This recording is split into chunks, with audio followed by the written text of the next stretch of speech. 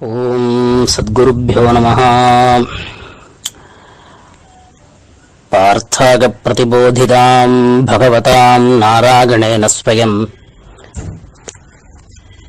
வியாசேன கிரதிதாம் புராணமுனினா மத்தியே மகாபாரதம் அத்வைதாமிருதவர்ஷிணீம் பகவதீம் அஷ்டாதசாத்தியாயினீம் அம்பத்வாம் அனுசந்ததாமி பகவத் கீதே பவத்வேஷிணீம். வசுதேவசுதம் தேவம் கம்சசாணூரமர்தனம் தேவகீ பரமானந்தம் கிருஷ்ணம் வந்தே ஜகத்குரும். இதுதான்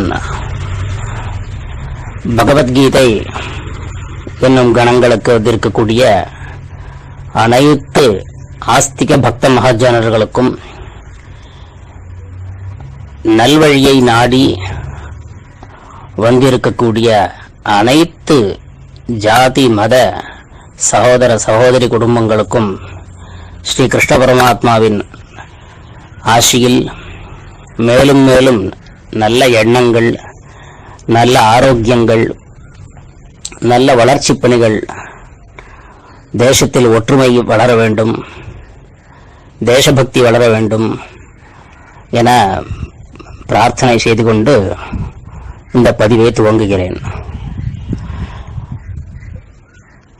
4-5 கிட்டத்தட்ட 4-5 குழுக்களாக இருப்பதால் ஏதாவது ஒரு குழுவில் போட்டுட்டு அந்த குழுவில் இருந்து மீதமுள்ள குழுக்களுக்கு இது முன் தள்ளப்படும்.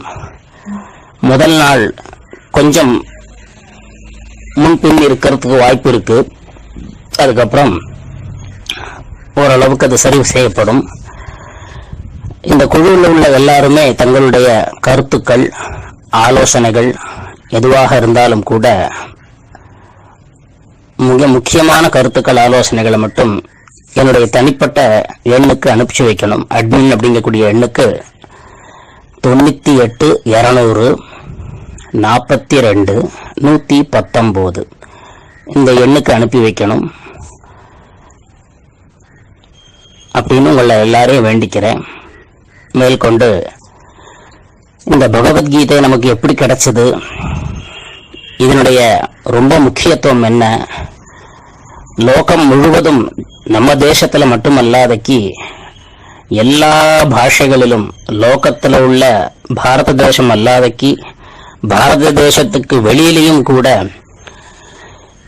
எத்தனையோ இடங்களுக்கு இந்த பகவத்கீதை அப்படிங்கக்கூடிய நூல் பரவி இருக்கு.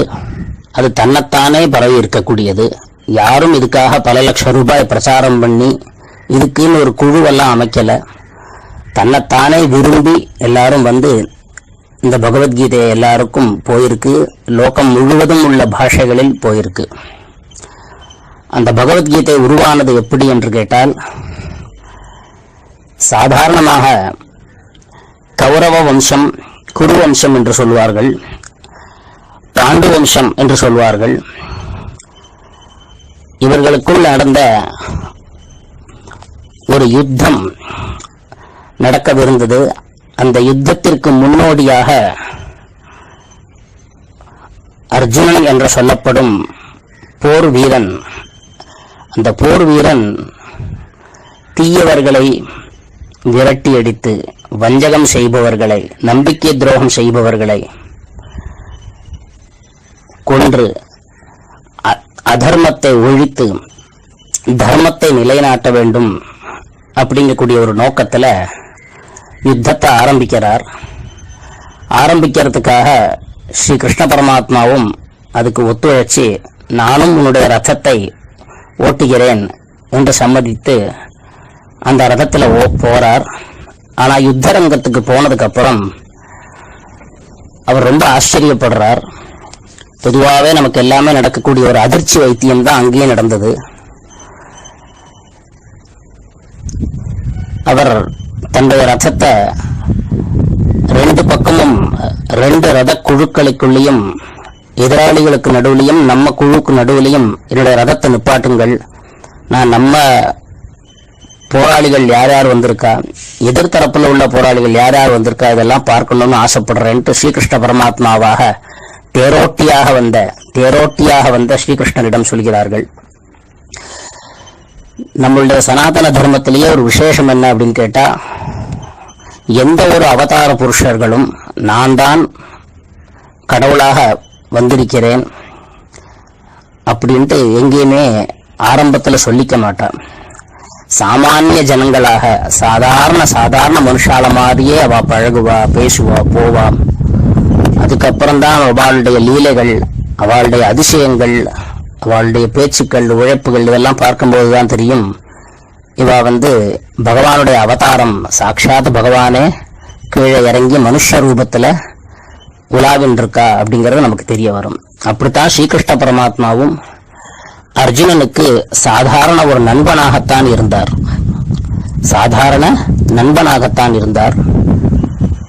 அவர் கடவுள் என்பது அர்ஜுனனுக்கு கீதோபதேசம் ஆன பிறகுதான் தெரிய வரும். அந்த கீதோபதேசம் ஆறதுக்கு முன்னாடி வரைக்கும் தெரியாது. யாரோ ஒரு தேர் ஓட்டி நம்மளுக்கு தேர் ஓட்டுறதுக்கு வந்திருக்கான், நட்பு ரீதியிலாக வந்திருக்கான் அப்படின்ட்டு தான் அவளுடைய எண்ணம். அப்படி அந்த ரசத்தை இரண்டு குழுவுக்கும் நடுவில் தனக்கும் எதிர்த்தரப்பு யுத்தத்துக்காக, போராட்டத்திற்காக, போருக்கு வந்திருக்கும் யுத்த ரங்கத்தில், யுத்த களத்தில் இரண்டு குழுவுக்கும் நடுவில் ரதத்தை நிப்பாட்டச் சொல்லி மேல் நின்று கொண்டு பார்க்கிறார். பார்க்கும் பொழுதுதான் ஒரு அதிர்ச்சி. அந்த அதிர்ச்சி என்ன அப்படின்னு கேட்டா, எதிர்த்தரப்புல தனக்கு குருநாதராக இருக்கக்கூடியவா, தனக்கு சொந்தமாக இருக்கக்கூடியவர்கள், தான் மிகவும் போற்றுதலுக்குரிய பூஜ்யமாக மரியாதைக்குரிய ஜனங்களும் எதிர்த்தரப்பில் எதிராளியாக நின்று கொண்டு, எதிராளிக்கு துணையாக நின்று கொண்டிருக்கிறார்கள். அவருக்கு ஆச்சரியமாயிடுத்து. தப்பு பண்ணினவா யாரோ 4-5 பேர். இந்த 4-5 பேர் தப்பு பண்ணினதுக்காக சம்பந்தமே இல்லாம லட்சோபலட்சம் ஆண்களை நான் ஏன் கொல்லணும்? அவளெல்லாம் கொன்னிட்டு தான் எனக்கு இந்த ராஜ்யம் வேணும்னா அப்படிப்பட்ட அரியணை எனக்கு தேவையில்லை. எனக்கு தேவையில்லை. பலரை கொன்றுதான் நான் வாழ வேண்டும் என்றால் அந்த சுகம் எனக்கு சுகமே கிடையாது என்று திடீரென்று அவர் ஒரு தத்துவங்கள்லாம் பேச ஆரம்பிக்கிறார். வந்திருக்கிறதோ யுத்தரங்கத்துல தத்துவம் பேசின்னு இருக்காரு, ஹிம்சாவாதம் பேசுறாரு. யுத்தம்னு சொன்னாலே ஹிம்சை இருக்கத்தான் செய்யும். அதுல அஹிம்சாவாதம் பேசுறார். எதிராளியில் என்னுடைய குருநாதர்கள் இருக்கிறார்கள், எனக்கு போட்டுதலுக்குரிய பெரியவர்கள், சொந்தக்காரர்கள்லாம் இருக்கிறார்கள், நான் எப்படி கொல்றத வாழலாம்? இதெல்லாம் மகா பாவமாச்சு. அது மட்டுமல்ல, அதுக்கு தப்பு பண்ணினவா யாரோ 4-5 பேர் எங்களுக்கு துரோகம் பண்ணினவா, பாண்டவர்களுக்கு துரோகம் பண்ணின, நயவஞ்சகம் பண்ணின, நம்பிக்கை துரோகம் பண்ணின 4-5 பேர் மட்டும்தான். அதர்மமா நடந்துட்டவா 4-5 பேர், இல்ல சில 100 பேர்கள். இந்த சில 100 பேர்களுக்காக சம்பந்தமே இல்லாத பல குடும்பங்கள் இந்த போர்ல, யுத்தத்துல, ரத்த வெள்ளத்துல அடிபடணுமா? ஒருத்தன் கையை இழப்பான், ஒருத்தன் காலை இழப்பான், ஒருத்தன் புருஷன் கீழே விழுந்துருவான், பல பேர் விதவைகள் ஆகிடுவார்கள். இப்படிலாம் ஒரு யுத்தரங்கத்தை பண்ணி பல பேரை சீரழிச்சு, பல பேரை அழிச்சு, அப்படிப்பட்ட ரத்த பூமியில, ஒரு வேதனையோடு இருக்கக்கூடிய ரத்த பூமியில நான் என்ன அரியாசனத்துல நான் என்ன உட்கார்ந்து சந்தோஷத்தை காண முடியும்? இந்த யுத்தம் வேண்டாம் அப்படின்ட்டு ரொம்ப சஞ்சலப்பட்டு பயப்பட்டு கிருஷ்ணன்ட்ட சொல்லறார். அப்பதான் இந்த கிருஷ்ண பரமாத்மா சொல்லி தருகிறார், நீ யார்? நீ க்ஷத்ரியன். க்ஷத்ரியனாக பிறந்தவன், தீயவர்களை அழிக்க கடமைப்பட்டவன், நல்லவர்களை உருவாக்க கடமைப்பட்டவன். அதுலயும் க்ஷத்ரியனாலே நீ அந்த வேலையெல்லாம் பண்ணிட முடியாது. இன்றைக்கு நீ அந்த அதிகாரத்தில் இருக்கிறார், மன்னனாக நீ இருந்திருக்காய். க்ஷத்ரியனாலே யாரையும் அடிக்கிறதுக்குலாம் அதிகாரம் கிடையாது. ஆனால் நீ இந்த மன்னனாக பதவி ஏற்று இந்த நாட்டின் இந்த பகுதிக்கு மன்னனாக நீ இருந்திருக்க. அது மட்டுமில்லாம உன்னுடைய ராஜ்யத்தை நயவஞ்சகமாக அபகரிச்சுட்டு இருக்கா எதிர்த்தரப்பு ஆள். அது மட்டும் இல்லாம தர்மத்துக்கு விரோதமான பல செயல்களை செஞ்சுட்டு இருக்கான். இந்த காரணங்கள்னால நீ யுத்தம் பண்றதுக்கு அதிகாரிதான், நீ பண்ணித்தான் ஆகணும். நீ மன்னனாக பதவியில் இருப்பதால், படைகள் உன் வசத்தில் இருப்பதால் நீ அதுக்கு கடமைப்பட்டவனாகிறாய் என்ற போன்ற உபதேசங்களை எல்லாம் வரிசையாக சொல்கிறார். ஏன், எதற்கு, எப்படி என்பதெல்லாம் இந்த விஷயங்களில் வருகிறது. அப்படிப்பட்ட உபதேசம்தான் பகவத்கீதை என்று மாறுகிறது. பகவானால் சொல்லப்பட்ட கீதை பகவத்கீதை. பாக்கி உள்ளது எல்லாமே லோகத்துல ரிஷிகள் முனிவர்கள் கடவுளுக்காக கீதைகளை எழுதுவார்கள், ஸ்தோத்திரங்களை எழுதுவார்கள், சகசிரநாமங்களை எழுதுவார்கள், பாடல்களை எழுதுவார்கள், பாடுவார்கள். ஆனால் இந்த இடத்தில் சாக்ஷாத் ஸ்ரீ கிருஷ்ண பரமாத்மாவே பரதத்துவத்தை பற்றி, பரபிரம்மத்தை பற்றி தன் வாயிலிருந்து, முகாரவிந்தங்களில் இருந்து யார் யார் எப்படி நடந்து கொள்ள வேண்டும், யார்கிட்ட எப்படி நடந்துக்கணும், எது நல்ல நடத்தை, எது கெட்ட நடத்தை, எது தீயது, எது நல்லது, எப்போது யாரிடம் எப்படி பேச வேண்டும், எப்படி சமத்துவமாக பழக வேண்டும், பாகுபாடு பார்க்கக்கூடாது, எல்லோரையும் அரவணைத்துக் கொண்டு போக வேண்டும், நல்லது செய்ய வேண்டும், இப்படிப்பட்ட ஏராளமான உபதேசங்களை தன் வாயிலேந்தே சொல்கிறார். அப்படிப்பட்டதுதான் பகவத்கீதை என்பது. மேற்கொண்டு இந்த பகவத்கீதையை ஒரு ஸ்லோகமாக நாம் அர்த்தங்கள் சிறிது சிறிதாக கொஞ்சம் கொஞ்சமாக நாம் பார்ப்போம். நமஸ்காரம்.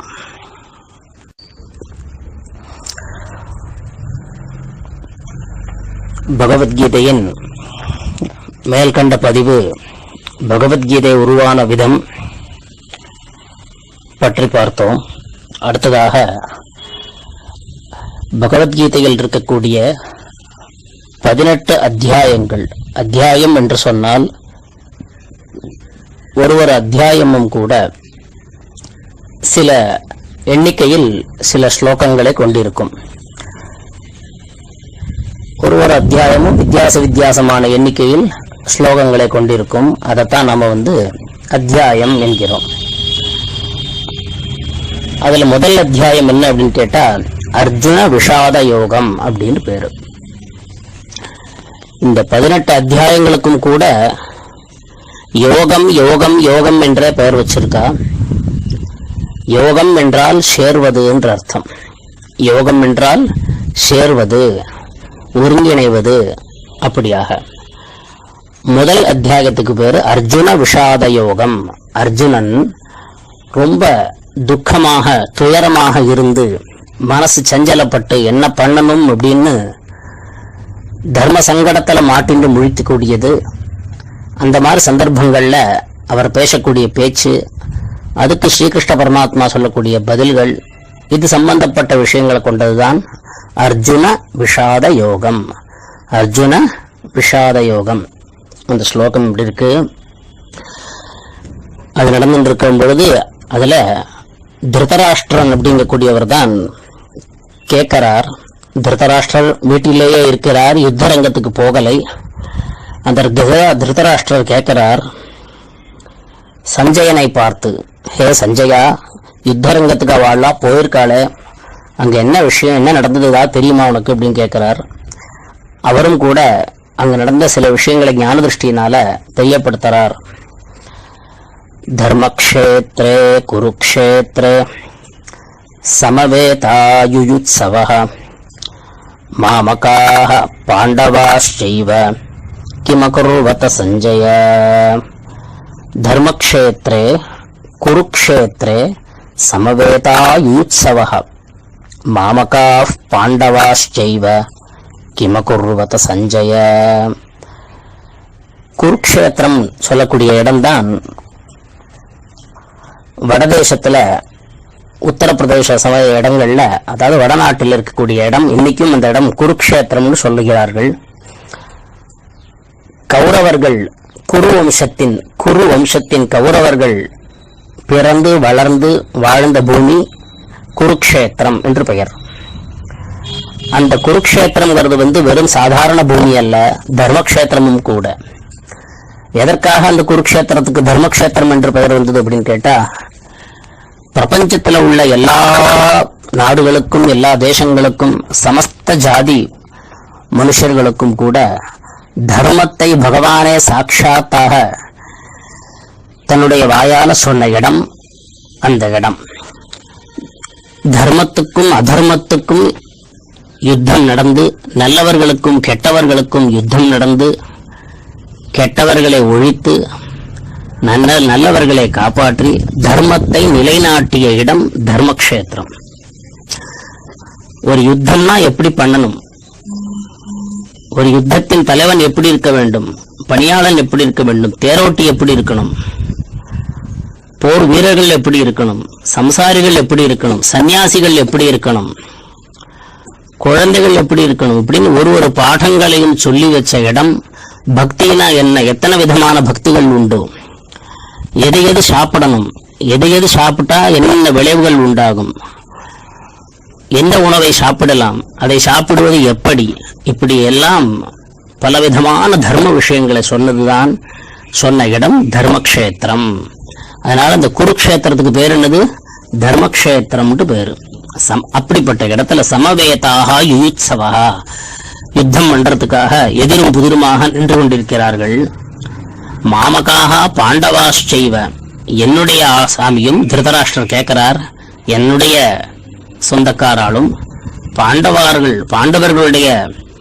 பாண்டவர்களும் கூட கிமகுருவத சஞ்சய, அங்க என்ன செய்தார்கள் சொல்லு சஞ்சயா, யுத்தரங்கத்துல என்ன பண்ணினா அப்படின்ட்டு கேட்கிறா. ஏனென்றால் யுத்தரங்கத்தில் ஸ்திரீகளுக்கு, பெண்களுக்கோ, குழந்தைகளுக்கோ, உடல் ஊனமுற்றவர்களுக்கோ, வயது முதிர்ந்தவர்களுக்கோ யுத்தத்தில் யுத்தம் புரிய வழி இல்லாத, திறமை இல்லாத, பலம் இல்லாதவர்களுக்கோ அனுமதி கிடையாது. அவர்களை அடிக்கவும் கூடாது என்பது யுத்தம். அதுபோல யாரையும் பின்னெதிராக அடிக்கக்கூடாது, தனக்கு பலம் குறைவான உள்ளவர்களை அடிக்கக்கூடாது, தனக்கு சமமாக பலம் உள்ளவர்களை மட்டுமே அடிக்க வேண்டும்.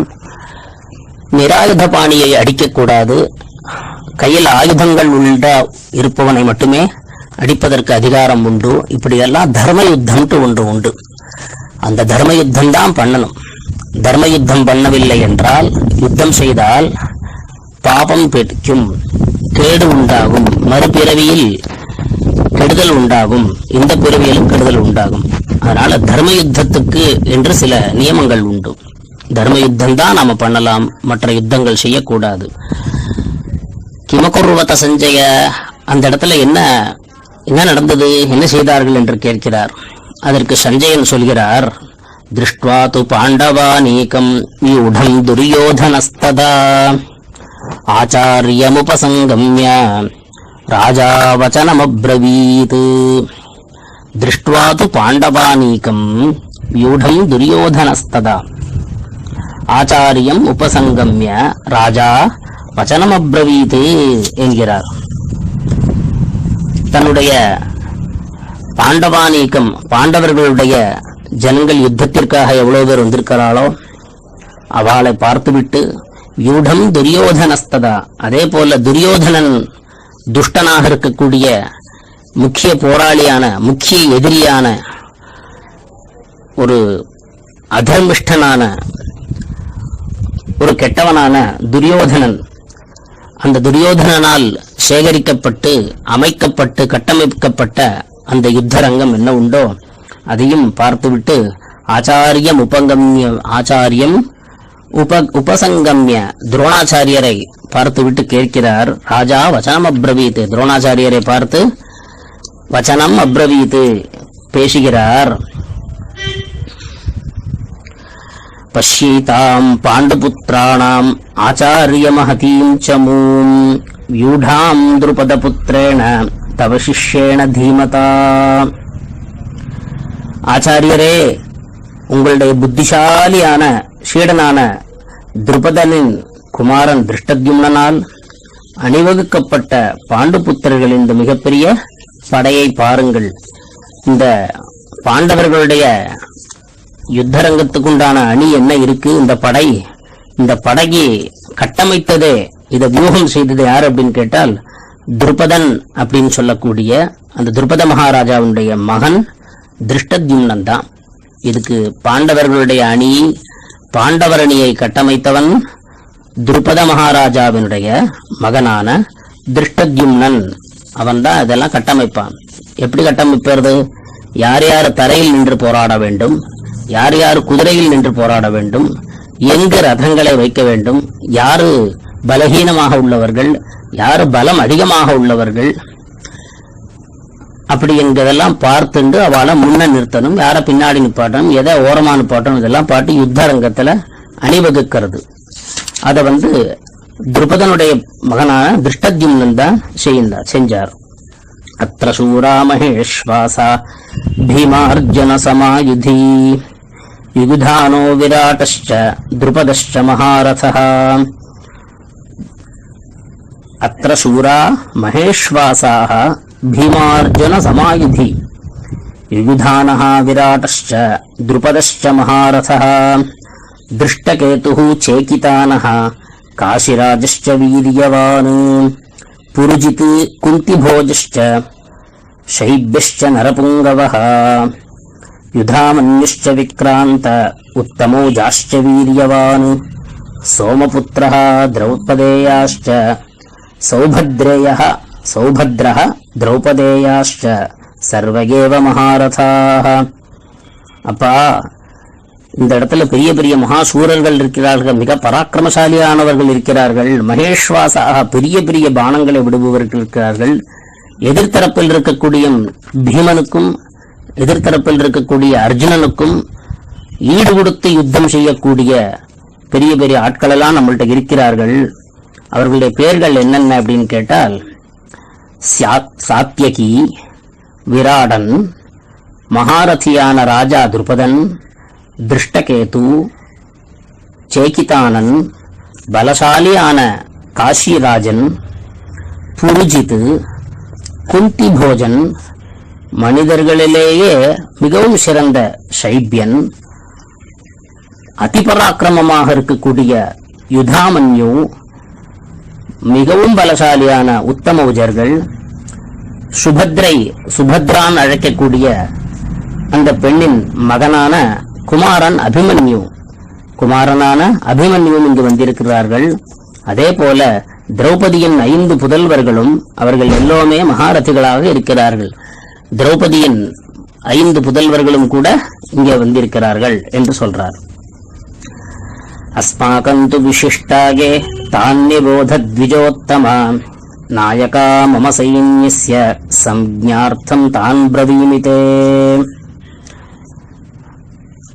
அஸ்மாகந்து விசிஷ்டாகே தான்யபோத த்விஜோத்தமா, இது தெரிஞ்சுக்கிறதுக்காக மேற்கொண்டு அந்தணர்களில் சிறந்தவனாக இருக்கக்கூடியவரே, நமது அணியில் கூட யார் யாரு யுத்தரங்கத்தில் வந்திருக்கா அவளை பத்தி நீங்கள் தெரியப்படுத்தணும். படை தலைவர்கள் யார் யாரு, படை தளபதிகள் யார் யாரு, இப்படிங்கிறதெல்லாம் நீங்க தெரியப்படுத்தணும் அப்படிங்கிறார். பவான் பீஷ்மஸ்ச கர்ணஸ்ச கிருபஸ்ச சமிதிஞ்சய அஸ்வத்தாமா விகர்ணஸ்ச சௌமதத்திஸ்ததைவ ச. துரோணாச்சாரியராம் ஆன நீங்கள், பாட்டனாரான பீஷ்மர், கர்ணன், யுத்தங்களில் வெற்றியே பெறுகின்ற கிருபாச்சாரியர், அவ்வாறே அஸ்வத்தாமனும் விகர்ணனும் சோமதத்தனின் மகனுமான பூரிஸ்ரவசு, இப்படியெல்லாம் இவா வந்திருக்கா. எனக்காக உயிரையே விடுவதற்காக வேறு சில வீரர்களும் சூரர்களும் பராக்கிரமசாலிகளும் பல பல அஸ்திர பிரயோகங்களை கற்றுத் தெரிந்தவர்களுமான அஸ்திரசாஸ்திரங்களில் நிபுணர்களாக இருக்கிறவர்களும் கூட யுத்தரங்கத்தில் வந்திருக்கிறார்கள். அந்நேச்ச பகவசூராக, அந்நேச்ச பகவசூராக, ஏதோ 4-5 பேர் சொன்னோம். விராடன், சேகிதானன், சைத்யகி, துருபதன், திருஷ்டகேது, காஷிராஜன், புருஜித், குந்திபோஜன், இப்படி நாங்கள் பேர் முக்கியமான தளபதிகள் பேர் சொன்னோமே தவிர்த்து இவா அல்லாதுக்கு இன்னும் ஏராளமான ஆயிரக்கணக்கான ஜனங்கள், ரொம்ப சூரர்களாக இருப்பவர்கள் கூட வந்திருக்கிறார்கள். இவா எப்படிப்பட்டவானா, எனக்காக தன்னையே தியாகம் பண்றதுக்காக வந்திருக்கா. நானா சஸ்திர பிரகரணாக சர்வே யுத்த விசாரதாக, பல பல விதமான சஸ்திரங்களை அம்புகளை எய்வதற்கு பயிற்சி பெற்ற உள்ளவர்களாக வந்திருக்கிறார்கள். எனக்காக தன் உயிரையே தியாகம் பண்ண வந்திருக்கிறார்கள். அபர்யாப்தம் ததஸ்மாகம் பலம் பீஷ்மாபிரக்ஷிதம் பர்யாப்தம் த்விதமே தேஷாம் பலம் பீமாபிரக்ஷிதம். நம்மளுடைய பாட்டனாராகப்பட்ட பீஷ்ம பிதாமகரால் காக்கப்படக்கூடிய நமது படை எவ்விதங்களிலும் எதிரிகளால் வெல்ல இயலாதது. ஆனால் பீமனால் கட்டி காக்கப்படும் இவர்களுடைய படை நம்மால் எளிதில் வெல்லப்படக்கூடியது. அதாவது பிறருடைய வெளித்தோற்றத்திலிருந்தே யாரையும் எடை போடக்கூடாது. வெளியிலிருந்து ஒருத்தரோட எப்படி தோன்றாரோ அதை வச்சு யாரையும் எடை போடக்கூடாது அப்படிங்கிறதுக்கு இந்த யுத்தரங்கமே ஒரு சாட்சி. இவன் சொல்றான், எதிராளில் இருக்கக்கூடிய பீஷ்ம பிதாமகரால் வந்திருக்கக்கூடிய கட்டமைக்கப்பட்ட பாட்டனார் பீஷ்மரால் காக்கப்படும் நமது படை, பீஷ்மரால் காக்கப்படும் நமது படை யாராலையுமே வெல்ல முடியாது. ஒரு ஆணவத்தின் உச்சகட்டத்தில் பேசுறான். ஆணவத்தினுடைய உச்சகட்டத்தில் யாராலுமே வெல்ல முடியாதது. ஆனால் எதிர்பட்சத்தில் இருக்கக்கூடிய அர்ஜுனன் பஞ்ச பாண்டவர்களின் அணியில் பீமனால் கட்டமைக்கப்பட்ட அந்த படையோ நம்மால் சீக்கிரமாக வெல்ல முடியும். அந்த படை ரொம்ப பலகீனமான படை அப்படி என்று அவன் ரொம்ப குறைவாக மதிப்பிடுகிறான். பீஷ்மமேவாபிரக்ஷந்து பவந்த சர்வ ஏவஹி. நீங்கள் எல்லாரும் ஒரு காரியம் பண்ணுங்கள். இந்த நம்மளுடைய படைக்கு ரொம்ப முக்கியமான ஆள் அப்படின்னு கேட்டா பீஷ்ம பிதாமகர் என்று பேர். அவர்தான் ரொம்ப சூத்திரதாரி. யார் யாரை எங்க அனுப்பணும், எப்படி வெல்லலாம், எதிரி படையில உள்ளவா யாரு, நம்ம படையில உள்ளவா யாரு என்ற ரொம்ப சாமர்த்தியசாலியாக இருக்கக்கூடிய மூளை அதிகமாக உள்ளவர் பீஷ்மர். நீங்க எல்லாரும் சேர்ந்து பீஷ்மர் கடைசி வரைக்கும் சாகாத வரைக்கும் அவரை நீங்க அவளை போய் காப்பாத்திக்கோங்க. நாலா பக்கமும் பீஷ்மருக்கு சுத்தி வர நின்று பீஷ்மரை காப்பாத்துங்கோ. பீஷ்மமேவ அபிரக்ஷந்து பவந்த சர்வ ஏவஹி. எதிர்பட்சம் எல்லாம் ஒரு சும்மா வரும். அதனால பீஷ்மர் நீங்க காப்பாத்துங்க, பாக்கியெல்லாம் நானே பாத்துக்கிறேங்கிற மாதிரி பேசுறார். தஸ்ய சஞ்சனயன் ஹர்ஷம் குரு விருத்த பிதாமஹ சிம்ஹநாதம் வினத்யோச்சைஹி சங்கம் தத்மௌ பிரதாபவான். பகவான் ஸ்ரீகிருஷ்ணர் சொல்லக்கூடிய இந்த பகவத்கீதையில யுத்தம் ஆரம்பிக்கிறது. பீஷ்மர் துரியோதனன் உள்ளத்தில் மகிழ்ச்சியை உண்டு பண்ணுகின்ற வரையில் பீஷ்மர் என்ன பண்றார், தன் கையில் இருக்கக்கூடிய ஒரு சங்கு, அந்த சங்கு யுத்தம் ஆரம்பிக்கலாம் அப்படிங்கக்கூடிய ஒரு சம்ஞை, அதுக்கு ஒரு அடையாளம், யுத்தம் ஆரம்பிக்கலாம் அப்படின்னு ஒரு சம்ஞையை கொடுத்துட்டு தான் யுத்தத்தை ஆரம்பிக்கணும். அப்படிப்பட்ட அந்த பீஷ்ம பிதாமகர் என்ன செய்கிறார், தன்னுடைய சந்தோஷத்தை துரியோதனனுக்கு தெரியப்படுத்துறதுக்காக சங்கை முழங்கறார். சிம்ம கர்ஜனத்தில் ஒலிக்கிறது. ஒலிந்து அந்த யுத்தத்தை ஆரம்பிச்சு வைக்கிறார். இந்த சங்கம் முடிஞ்ச உடனேயே தத சங்காஷ்ச பேரியஷ்ச பணவானக கோமுகாஹ சஹசைவாபியான்யந்த சசப்தஸ்து முலோபவத். இதற்கப்புறம் பீஷ்ம பிதாமகர் சங்கநாதத்தை ஆனதுக்கு அப்புறம் பாக்கி உள்ள சங்கங்கள்லாம் ஒலிக்கிறது. பறை ஓசை அடிக்கப்படுகிறது. பறைவொலி முழங்குகிறது. கொம்பு வாத்தியங்கள் முழங்குகிறது. தம்பட்டைகள், தாரை தம்பட்டைகள், பேரிகள் எல்லாம் ஒலிக்கின்றன. அந்த ஒலி மிகவும் அதிபயங்கரமாக இருந்தது. ஆயிரக்கணக்கான மக்கள் ஒரு பேரியை அடிக்கும் பொழுது, ஒரு பறையை அடிக்கும் பொழுது, கொம்பு வாத்தியங்கள் உதவும் பொழுதும், தம்பட்டங்கள் அடிக்கும் பொழுதும், சங்குகளை ஊதும் பொழுதும் எவ்வளவு பெரிய ஒலி வரும். அந்த ஒலி அதிர வைத்தது பிரபஞ்சத்தையே. அவ்வளவு ஒலி வந்தது. ததா ஸ்வேதைஹி ஹயைர்யுக்தே மஹதிஸ்யந்தனே ஸ்திதௌ மாதவஹ பாண்டவாஸ்சைவ திவ்யௌ சங்கௌ பிரதத்மதுஹு. இந்த சங்கநாதம் முதல்ல ஆரம்பிக்கிறது எதிரியில் அணியில் இருக்கக்கூடிய, தீயவனாக இருக்கக்கூடிய, அதர்மத்தை செய்தவனான இந்த துரியோதன பட்சம்தான் முதலில் ஆரம்பிக்கிறது யுத்தத்துக்கான சம்ஞையை. சங்கநாதங்கள் முழங்குவது முதலாக. இதை பார்த்துவிட்டு நமது பாண்டவரணியாக இருக்கக்கூடிய ஸ்ரீகிருஷ்ண பரமாத்மாவின் அருளோடு இருக்கக்கூடிய அர்ஜுனன், பீமன், இந்த படையும் கூட இவர்களும் ஆரம்பிக்கிறார்கள்.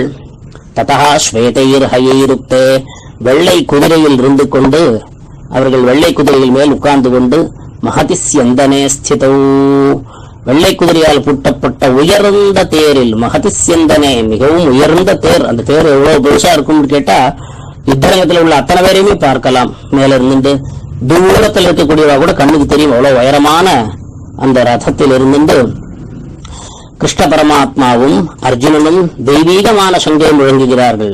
அவ முழங்குற சங்கு ரொம்ப ரொம்ப தர்மத்தை நிலைநாட்டக்கூடிய சங்கு.